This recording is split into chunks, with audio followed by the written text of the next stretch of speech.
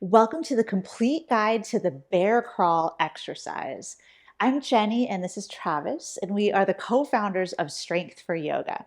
And we're big fans of the bear crawl. So we wanted to take a little time today to take a look at the anatomy and the biomechanics of the bear crawl, and then to feature our favorite variations of this excellent exercise, many of which we use in our Strength for Yoga programs. That's right. So, what is the bear crawl? Would you like to demonstrate for us? Yes, I would. All right. So the quintessential version of the bear crawl is a forward bear crawl. So crawling, of course, is moving or locomoting the body across a space. Babies do it, right? That's like before they walk, they crawl. And so when we do bear crawl as an exercise, we start in like a tabletop position, and then we hover our knees off the ground a couple inches. And what we're targeting here is a few things. We're getting some good core stability work, particularly through the abs and the rotary core muscles, like the obliques, to prevent rotation. And what we're also getting is some good quadriceps work. So keeping those knees just an inch or two off the ground is like a quasi isometric knee extension, Like that. or kind of like a squat. So you really feel the burn through the fronts of the thighs. And then you're getting some good shoulder stability work, stepping the hands forward, supporting the upper body, as well as just from like a motor learning standpoint, like Yeah. the coordination of and cross body action Yes. of coordinating the opposite arm and leg. Like if you haven't done bear crawls in a while, you might find you have to really think hard to make sure you're stepping the right foot and left leg and left foot and right leg. Even though Exactly. as babies, we like figure it out Right. without anybody telling us, oh, make sure you take tiny steps and you know. Exactly. But it's just a cool, yeah, that like cross body coordination can certainly be a good like brain challenge. In addition to all the other stuff you said, it's like with so many great things to offer, like we should all do bear crawl exercises all the time. Yeah. But that one forward bear crawl, if you did that every week ad infinitum, you might grow tired of it. Yeah, So that's yeah. why we have the forward bear crawl as one variation, and then we have 8 other variations for you today Yes. to keep things a little bit interesting while still getting all of those great benefits. Totally. So should we dive into our first variation? Yeah. So our first variation is not so dissimilar from the forward variation. It's just the backwards variation. So instead of moving forward across your mat or across your space, you just go backwards. And it's not radically different from the forward one. Like a couple things to focus on with either the forward or the backward would be taking small steps, making sure that you're moving with that cross body, right arm, left arm, right leg.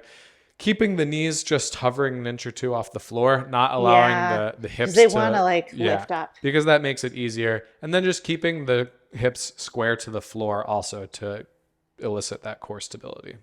Yeah. You know, when I do the bear crawl exercise, I kind of for my body, I picture like staying between like two walls or something. Because it's easy when you're walking around like this just to kind of like get a little, Yeah, side to exactly. side loose, but you want to just kind of you're like down a narrow hall. Yeah, you don't want to wiggle the tail.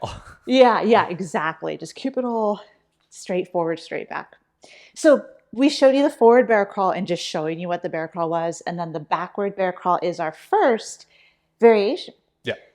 Our next variation actually will help us make sure that we're keeping our torso Yes. square to the floor. We use a yoga block on the back. And this just gives us some proprioceptive feedback because if we do wiggle the tail and allow our hips to swivel and twist, the block will fall off. So, and you could do this forwards or backwards, or really any of the variations or many Right, of the right. variations. Do you want to show what it would look like to allow the block to fall and that you would know that you've, yeah. So if that happens to you, then that's how you know that you weren't keeping your hips square to the floor. So Yeah, it or really if forces you you to go slow, take small steps, stay square. totally, yeah, it just gives you that good like felt sense. When you feel that sitting still on your back, then you know you're moving straight forward and straight back.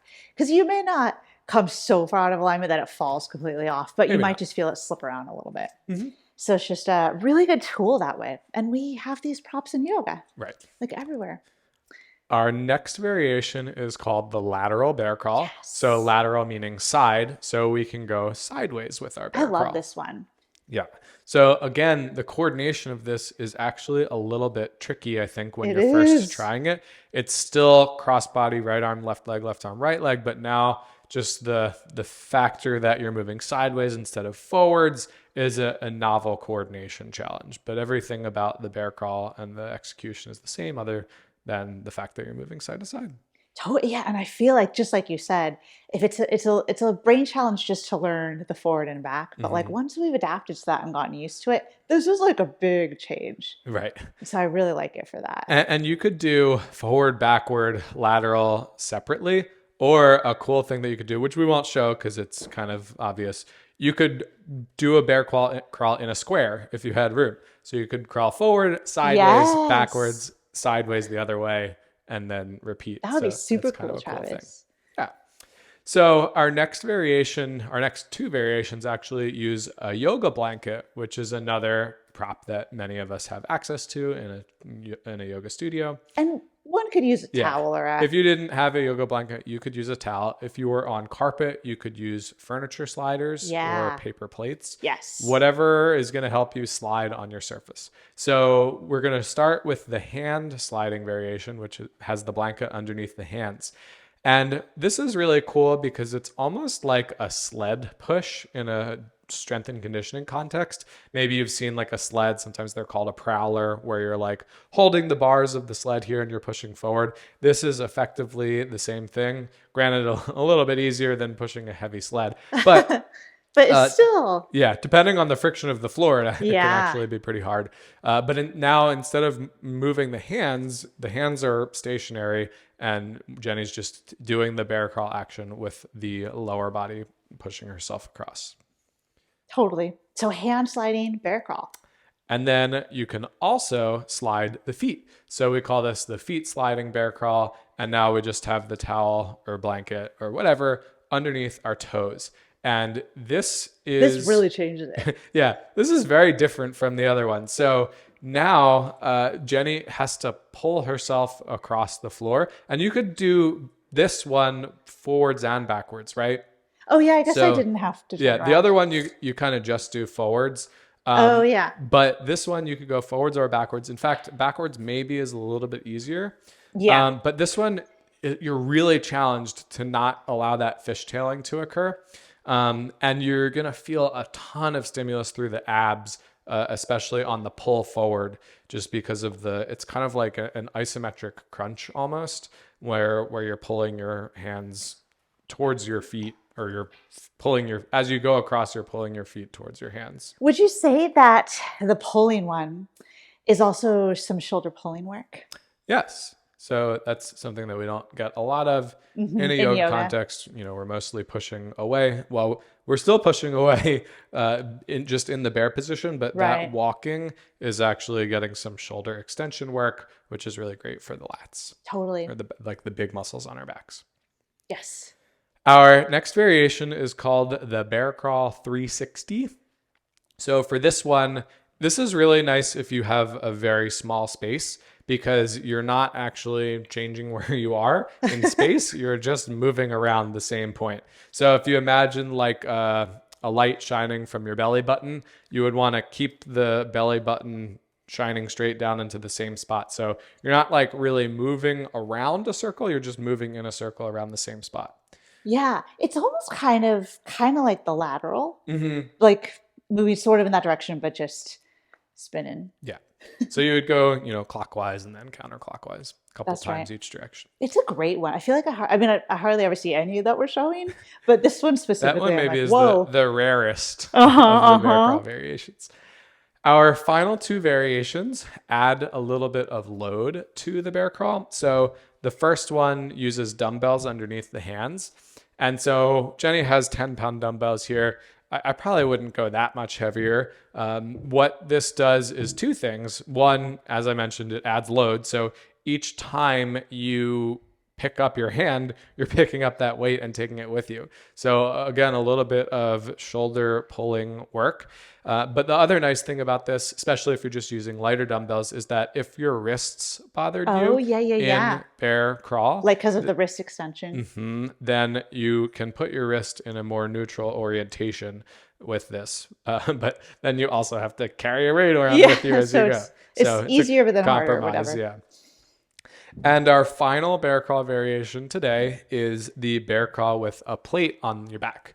So this is not radically different from the yoga block on your back because you still find out if you're staying square to the floor Yeah. if the plate falls off. But it's even more challenging because now you've added some load. So this is a 10-pound plate. I wouldn't go that much heavier. I mean, maybe if you're super strong, like you could do it with a 25-pounder. But what this is going to do is you're going to feel a ton more engagement through your abs and your quads and maybe your arms too. I feel it on my arms too. Yeah, Yeah. because you've made yourself way more. But in particular, like the plate on the back is in your lower back is trying to extend you, so you have to isometrically maintain engagement through the abs to keep your rigid torso position. Right. And So it's kind also of trying to bring you down to the floor, so you have to work harder through the quads. through the quads. Exactly. So do you think that about wraps up all of our I variations think to so. present? If we missed a bear crawl variation that you really love, let us know in the comments. Yeah, we would definitely want to hear about that.